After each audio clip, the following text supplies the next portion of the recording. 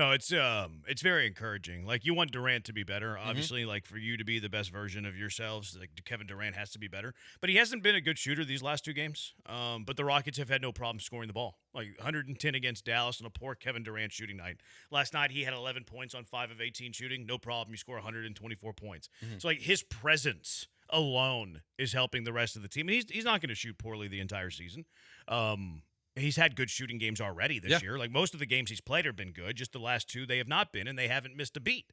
So I think that is very encouraging too. I agree with you. It's good to see that he doesn't have to be on for the Rockets to win comfortably against teams that really aren't that good. But still, Jalen Green was your leading scorer last year. If he has a bad shooting game, like you struggle to win this game on the road at Memphis, and they didn't. They cruised. Yeah, I mean, and then you got this Tari Eason heat check that he's going through right now. He's on fire. He's incredible right now. He's shooting like 55% from the three-point line this season right now. That's not going to keep up. No, but probably not. It's been very impressive so far. But they have been getting good looks. Like I agree with you. He's not going to shoot him and it at Jabari that both clip. are getting good looks. Like they're not going to shoot it at that clip. But I think they could have career highs because of the good looks that they're getting. Alpy gets some good looks. Kevin Durant gets some good looks. So that's cool to see. I like where Jabari's at with his shooting. I think he's taking good shots. I like his shot selection. My thing with Jabari, I have a thing with everybody. My thing with Alpy is don't be careless with the basketball. Don't take bad shots. My thing with Jabari is rebound the basketball more. 4 rebounds yesterday, Jabari. Jabari, you're 6'10", man.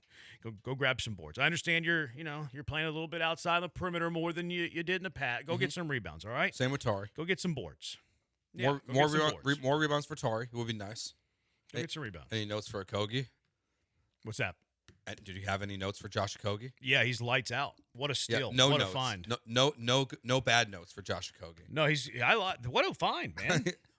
I think it's $3.1 million is what you're paying this guy. He's been awesome. Like I'm really interested what the rotation looks like when DFS comes back. Yes. Because you have to continue to play Okogie. He's been too good.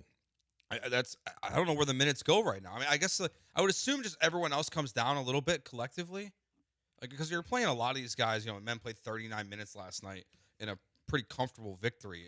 Kevin Durant's playing 34. Like, I think you just take a little bit away from everybody else, and that's where he fits in. It's probably the easiest way to do it, but you're just probably expanding your rotation by one player right now. You're mostly been playing 8 or 9 guys this season, so you bring in DFS whenever he comes back, and he has a role on this team, but it's the role that Okogie at this point has taken. Yeah, you're probably looking at a 9-man rotation. You're probably looking at your starting 5. I don't know. Like, maybe Okogie just stays in the starting lineup. I don't know. But let's just say Amin, Dorian Finney-Smith, Durant, Jabari, Şengün, and then off the bench you're going still probably Reed. Not in any order here. I'm just going positionally. Reed, Okogie, Tari, and Steven Adams. Yeah. That's your 9-man rotation. Yeah. Yeah. That sounds pretty good to me. Sounds really good. They don't need to expand it that much. I mean, and they'll use Capella when they can, when they need to. And we've seen moments where when they went with the double big lineup where, Adams and Capella were both playing still, but obviously those minutes were lessened for Capella. But yeah, I mean, he was impressive last night too. That's been another good find for the Rockets. Like I didn't think that up until last night. Like I had started to Really? wonder, is he washed? Is he overweight? Was 3 years too much for him? And then he plays, significant minutes yesterday and grabs 10 rebounds. Like, okay, that was foolish of me to think that. Yeah, I think it's just another good find in the margins for him. And he got a decent contract. It's obviously not like Okogie's that's, such a cheap contract, but like they had a good rotational depth as well to this team. And then you had KD, and then the players that have been here, it feels like all of them have taken a step up so far through the season. I'm excited for this next 2-game stretch for the Rockets to see what the increased level of competition looks like. Playing the Spurs, playing the Bucks. What does it look like? Because their schedule hasn't been super challenging so far. You ready for a Reed Shepherd watch? Yes. 12 points yesterday, He was Joe. good. He was More than a season 2 for 4 from 3, Joe. He's better than his season average. He's probably flirting with 45% from behind the three-point line right now. This guy that can't shoot the rock. Now, he was -3 on the plus-minus, though. Yeah. he still scored a dozen points and hit half of his threes. He's still -3 in the plus-minus. Now, I'm not a big plus-minus fan. But kind of interesting that he has like a game where he scores more than his season average. Yeah. He shoots higher than his season average, and he's -3. Yeah, he's shooting 42.9% now on the season. Look at that. That's what you want from Reed. Yeah. I mean, he shoots north of 40. We're happy, right? Everybody's happy if he shoots north of 40. He's averaging a steal a game right now. I think it's an overrated stat. Really? I think there's so many numbers that people care about in basketball that I cannot stand. So I don't care about so much about steals. So like for people look Reed- at steals like, oh, he's a great defensive player. No, it does not mean he's a good defensive player. No, but he's not a good defensive player, so you need him to use his quick hands because he showed last night again, he has them.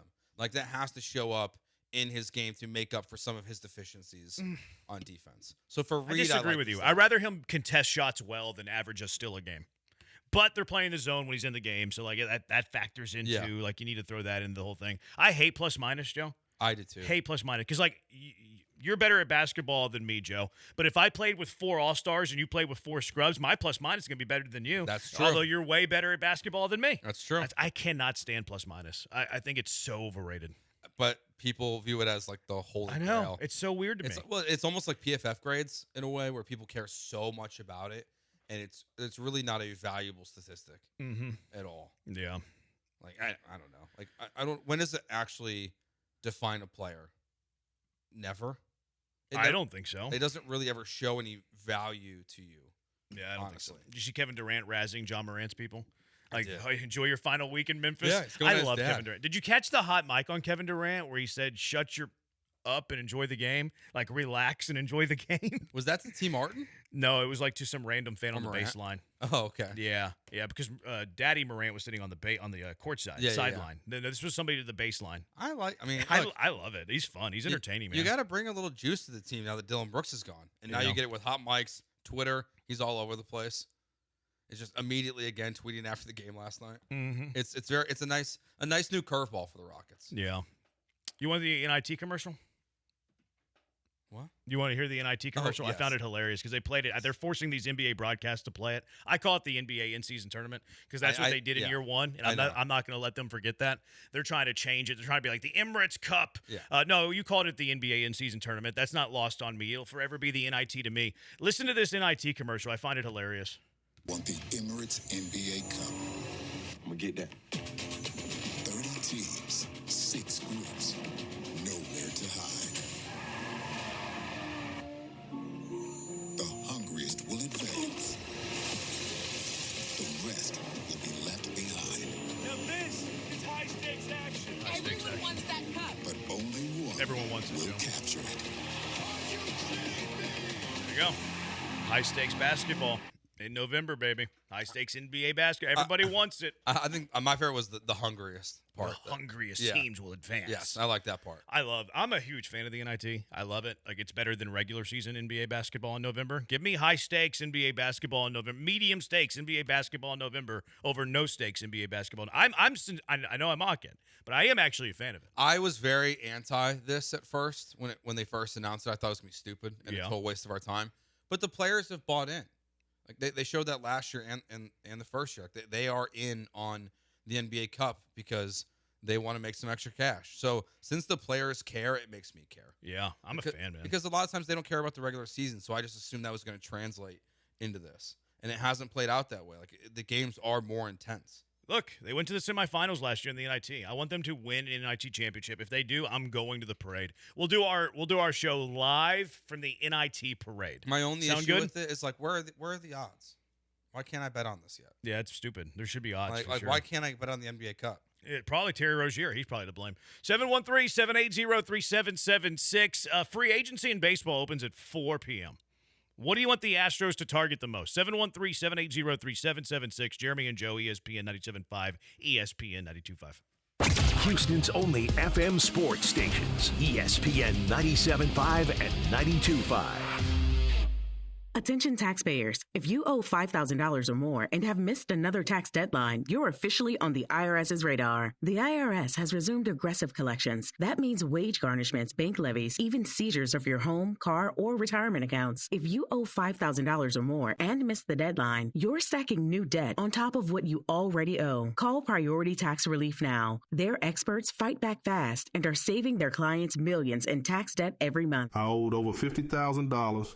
and they settled it for pennies on the dollar. These guys are as legit as they come. After speaking on my behalf with the IRS, my entire debt of $25,000 will be eliminated. Whether you've received collection letters or you're already facing liens and garnishments, call for your free consultation. There are no upfront fees. Priority tax relief. Let's make your taxes our priority. Call 800-761-9065. 800-761-9065. 800-761-9065. Priority tax relief. Your go-to source for all things Houston Texans is Swarmcast with Will Kunkel and Joe George. Listen Thursday nights at 6 on ESPN 97.5 and 92.5 or on our YouTube channel, ESPN Houston. Brought to you by Blue Star Tequila. Smooth and always game ready. Saturday, November 15th. Don't miss the second annual Rattle and Roll Car Show. North Texas Hill Country's biggest hot rod and classic fall event. Check out SEMA cars from star designer Chip Foose. Meet Gas Monkeys Richard Rawlings and John Clay Wolf. Sanctioned by the Good Guys Rod and Customs. Show off your ride. All entries welcome. Register at WalnutSpringsRally.com. That's WalnutSpringsRally.com. Foose, Rawlings, Good Guys Rod and Customs. All on November 15th at Walnut Springs, Texas. Powered by GiveMeTheVin.com. Sell us your car. Do you owe $10,000 or more in credit card debt or personal loans? With credit card debt at all-time highs, Debt Relief Advocates is urgently notifying consumers of debt relief now being made available, designed to aid consumers with out-of-control credit card debt. Those who qualify and enroll for this relief program will only have to pay back a fraction of what they owe.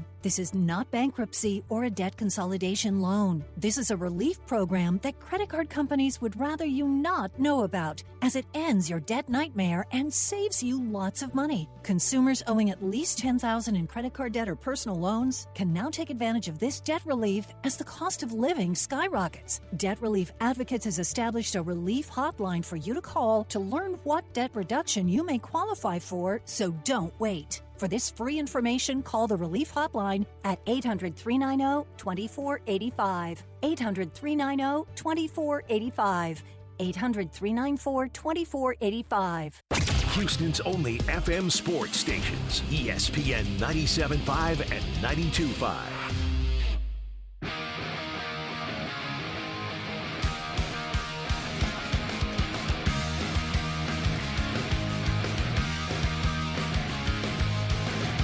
Back to the Huntington Bank Studios with Jeremy Branham and Joe George. On ESPN 97.5 and 92.5. He's Joe, I'm Jeremy. Major League Baseball free agency opens at 4. 37 minutes away. Astros are going to make some splashes right out of the gate. I right? wish. It doesn't really happen in baseball. Baseball, I think it's probably because there's no salary cap. But, yeah, they wait forever. It would be so much better if it was like the NBA. I know. It's like 4 o'clock. Schwarber's off the board. Cease is off the board. Mm-hmm. Awesome. Yeah. I do like the hot stove, though. But, yeah, it's usually a little bit, I guess, paced out in Major League Baseball. But who do you want the Astros to target the most, Joe? Dylan Cease is my number one. Really? Option. Yeah. Because I'm trying to be realistic within the options. Oh, that's realistic. I think so. Okay. I was looking at The Athletic today. They had their list of top 50 free agents, and they had like 3 fits for each player. Mm-hmm. They only listed the Astros as a fit for 2 guys. Those 2 guys were Dylan Cease and Ranger Suarez. Cease's contract projection was 6 years, $174 million. That's where I have the. Is that realistic? That seems like a stretch. I don't know, man. You think it's gonna get more? No, I think it's a fair estimate. Okay. No, I think it's a fair estimate. That's what they estimate he gets. He's one of the top 3 starting pitchers in free agency. Yeah. Fromber, Cease, Ranger, Suarez. So yeah, I think 6'174" is absolutely in play. I mean, I think they have the money to spend it. The real question for these guys is, like, are we going to see free agent signings happening anytime soon, or are the owners going to try to leverage the lockout and everything like that potentially for next year and really draw out free agency, which would be a disappointment if it's pretty much quiet. I mean, and it kind of has been the last couple of years. It's been pretty quiet until December. Like, you don't see the big signing. Everyone's going to be, I guess, waiting on Tucker first. Yeah. This offseason. But for the pitching market, I feel like is Fromber the first guy? Is he the domino? Fromber is the top starter most places. Like, there's a lot of places that do their top free agents, 1 through 50, 1 through whatever. Fromber, more times than not, has been the top starter. Cease has been there every now and then. But usually Fromber, like 70 to 80% of the time from the list that I've seen. Yeah, which makes, so I guess if he's gonna be the highest paid starting pitcher, then he has to sign first, and then everyone kind of goes off of that. So maybe we'll be waiting in a Fromber waiting period here a little bit. And That's interesting. The name to keep an eye on. But Cease is for me is the guy, and it's because it's also we've pointed this out, but Jim Crane in the past is when he's wanted to go for a guy at the deadline and missed on him, he's gone after him in free agency. That is true. So Cease is the guy that they nearly traded for. They the Padres wanted Arrighetti and prospects to add to their system. They didn't want to make that deal. I'm fine with that. But now's your chance to go get Cease in free agency. You might have to outbid some teams to do it, though. And will they do it? I hope so. They need to spend this offseason. They got a bunch of money coming off the books, and you missed the playoffs last year, and you need to add to this team, I think. So, to me, Cease is my top option. Yeah. Fromber, for the record, his projection is 7 years, 196. Okay. Compared to Cease's 6, 174. I think I like Ranger Suarez more than Cease. He's at 6, 153, his estimation. So same ballpark. I like the leftiness more. I like the command a little bit more. Cease can be a little bit wild. I hate walks, so I have a little bit of a bias against him there. But Cease's upside is obviously very good. Like, if they sign Cease, would I be mad at it? Probably not, depending on the contract. I think for me, like, being a little bit more realistic, and like, I don't think the Astros are going to give Cease 6 years. Although I think it's more in play than it was like 4 years ago, because he gave Hader 5? Yeah. He's been willing to spend a little bit more. Maybe he's mad and upset and all of that for missing the playoffs. But my realistic plan is I want Brandon Woodruff from Milwaukee. His numbers are very, very good. I think he's very underrated. I think he's very under the radar. His contract projection, now he is 33, so he's a couple years older than the guys we talked about. Some cases 3 years older. Is 2 years, $40 million. And, like, that's in the ballpark. Now, he does have injury concerns. He was a bit banged up towards the end of this year. So it's not like a slam dunk, and that's why it's 2 year, $40 million projection. But I wouldn't hate an offseason of Woodruff and Verlander. There's you kind of fill out your rotation, and then let's see what they do with the surplus of position players if you want to go make a trade, however you want to handle that. But I really don't care if they dabble too much in the free agent market. The thing that is kind of my hang-up is I want a top three in the rotation starter. Woodruff checks off that box for me. And then I want a bottom of the rotation starter. And look, Verlander checks off that box for me. A lot of guys check off that box. It doesn't need to be Verlander for me. It could be a bunch of different guys. But I want a top half of the rotation starter, a bottom half of the rotation starter. Are you concerned or under the consideration at all that potentially that they've made their bottom of the rotation starter signing already? I don't think so. With Nate Pearson? I think he's more of an option, like impress us in the spring. I don't think they're going into the season with, like, Nate Pearson, you're our 5. Because they said they're going to work him as a starter, but that's different than saying that's going to be their 5th starter. Yeah, I think he'll be in the mix. And look, maybe they go 6-man rotation, so he could be in the mix for a 6. Maybe Costanza could be in the mix for a number 6 starter as well, because he did pitch pretty good last year. Like, he deserves a chance. He deserves a shot. So it kind of depends there. Like, there's a lot of competition for that. But again, you're going to have players get hurt, especially pitchers. We see this year in, year out. You want to have guys who are capable of pitching in the big leagues that can log those innings, because that's the thing that's not going to change. You're playing 162 games. Most nights you're playing 9 innings, which means you have to fill those innings with arms. That is not going to change. That is a finite number. What's going to change are the guys that get hurt. So I do want depth there. I think Pearson might have been more of a depth piece, kind of a buy low. Hopefully he does really well and turns into a guy who can be a number 5 for you. But I don't think they're going into the year like, this guy's our number 5 starter. Yeah, no, I would hope not. At least that would be really disappointing if it was. But to me, like, it's Dylan Cease is the top of the market. But if it was Woodruff and Verlander are the moves, and still with Cease, Verlander still part of that equation for me too. I would want Cease and Verlander. Like, I'm in on this Justin Verlander reunion. I think it's, if it's $10 to $15 million, that sounds like a great price tag for a guy. It's kind of steep for a bottom of the rotation guy, though. Yes, but you're kind of betting on the upside of JV to have those, half his starts be the old JV like he was last year. Yeah, look, I wouldn't be mad at it. I don't want to sound like I'm poo-pooing the idea. I wouldn't be mad at it, but it is a substantial amount for a bottom of the rotation guy. Yeah, and if it keeps you from signing, like if $10 to $15 million puts you out of the Dylan Cease race because you only have a certain amount of money you want to spend this offseason, that's where signing Justin Verlander would be a mistake. Would you rather have Cease or would you rather have Woodruff and Verlander? Woodruff and Verlander. Okay. If it was one or the other, yeah. Just the depth there. Yeah, absolutely. Yeah, I think I would too. Because Woodruff, Verlander, Hunter Brown as your top 3 guys with an Arrighetti. I guess so those are your top He'll 4 be in the guys. mix. Javier. Javier. Did you mention him? I forgot about Javier for a second. They have a lot, and they're going to have guys coming back. Like Yeah. Wisniewski, we think he's coming back. We've walked this game before, and like it hadn't worked out. And- Blanco's expected to be back. And Wisniewski's what? Probably like a June guy Should be. because he got hurt after 2 starts. And Blanco, Start. yeah, it's kind of weird because they skipped him a start, then he pitched Yeah. like a time or two again, and then they shut him down That's again. right. That's right. But like it feels like the Astros have this every single year. Where like they're expecting 2 guys back in the summer. 2 years ago it was McCullers and Garcia. Last year it was Javier and Garcia again. And Urquidy. And no, Oh, that Urquidy was 2 years. yeah. Well, I think he got hurt 2 years ago, right? Oh, that's right. And You're they right. No, did. you're And right. they whatever DFA'd him, outrighted him, whatever we want to call You it. got DFA'd again today? Yeah, he did. They didn't. Well, they didn't pick up his option. Oh, okay. Same thing. I mean, it's all like Yeah. the phrasing's always interesting here. Non-tendered was the word I was looking for. But yeah, I mean, I like the idea of depth. Now, what do you do with the position players? I'm very pro Paredes plays first base. Who's playing second? Urias, What are you doing with Walker? trading him Okay. for a box of nails. Yeah. How much of the salary are you willing to eat? 30 to 40% of it. What if I told you you had to eat 10 million of it? Half, which is half. Okay. Okay. But it's also not my money. So it's easy to say yes. Yeah.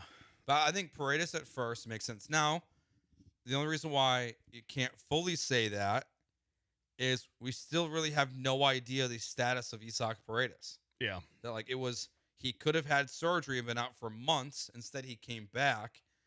Are we sure surgery still wasn't on the table after the end of the season? We have no idea. So if he's not fully healthy and they're not sure if he's going to be fully healthy for opening day, you kind of have to keep Walker because I don't think Paredes is a second baseman. Yeah. See, I think they have to. I think they're having to make it like at least 2 moves with their surplus of position players. Like whether it's one of those guys, whether it's Urias, Dubon, whether it's Jesus Sanchez, I think they're going to have to trade away at least 2 position players. I don't think they have a choice here because there's too many bodies. Like the best offense would be Isak plays second, Walker plays first, Altuve and Jordan split left field DH. But I don't know if they're going to want to go into the season with that defensively because like there's heavy conversation that Isak's not capable to playing second base. Mm-hmm. So that's going to be those are like the boxes you have to check off. What are you doing with Altuve? Who's playing second base? Do you want to trade Christian Walker? If you do, how much of the salary can you offload? Mm-hmm. And then, like, what about Jesus Sanchez? Dana Brown said he wanted a left-handed bat. Is Jesus Sanchez not in the mix there? I still feel like he is, but and also like I just don't really believe Dana Brown. He's been saying that for 3 years. Yeah, you're right. And like you're talking about like reasonable contracts. I don't know how people would do this, but like the projections for Cody Bellinger are not that high. Whoa, it was like $20 million, isn't it? Like it was like 6,150. I think I saw. That's reasonable. I think for Cody Bellinger, the way he's been playing, yeah. See, I'd rather have Jesus Sanchez at what $6.5 million over Bellinger at whatever AAV that is. Oh yeah, I mean the price comparison leans towards Jesus Sanchez, but if they don't believe in him, then they're gonna move on. Like you could see Sanchez traded, Paredes traded. They've got so many options of things they can do, but like I would not move away from Jesus Sanchez until I have a contract signed or a player acquired that replaces him, that lefty bat. Yeah, the thing though is there's not really a place in left field if Jordan and Altuve are sharing left field. Because now Myers your center fielder, Cam Smith should be playing every day and right. Yep. Like, do you want a platoon there? Is he just a bench? Gosh. Is Sanchez just a bench bat? Now, you can't afford him as a bench bat because he's not making a ton of money. Also, like Urias and Dubon are kind of the same player. One of those guys got to go. Do you want to keep 2 of them? Dubon's the guy that makes the most. I like Urias' bat a little bit more. I would trade Dubon. Dubon would be gone for me. And I think I like Urias better at second base. Yeah. Than Dubon. Well, I don't know. Dubon's pretty elite defensively at second base. I mean, 2-time Gold Glove winner. But I like Urias' bat way more. Yeah. So I would rather have Urias. And he's cheaper, I believe. Yeah, not by much, but I think it's like $2 million. Yeah. That's save $2 million. There you go. Well, Jordan will be back to start the season with that ankle. I don't see why not. Like, he was pushing potentially being back in the playoffs. Yeah, he'll be fine. So according to reports. Pete, if Astros dump Walker, it's a really bad look and is an admission of consecutive first base signing mistakes. You're right, it is that, Pete, but what is the best play here? But it's also back-to-back mistakes. Yeah. So, like, do you want to go into another year? Like, are we going to – okay. Is it better to move on now or to literally repeat the Jose Abreu thing? which is start the season with him. It's not going well, and you want to pivot to Paredes at first base, so you DFA him and just eat the salary in the middle of the season. I think Walker could still have a decent year though. Like I wouldn't be shocked if Walker's okay next year. Like he showed me way more last year than Abreu did in year one.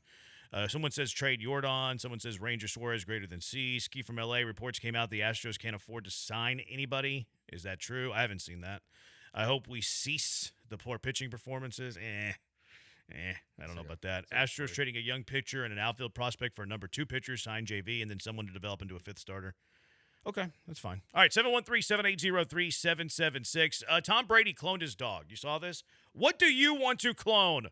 What Houston sports athlete would you want to clone? 713-780-3776. Jeremy and Joe, ESPN 97.5 ESPN.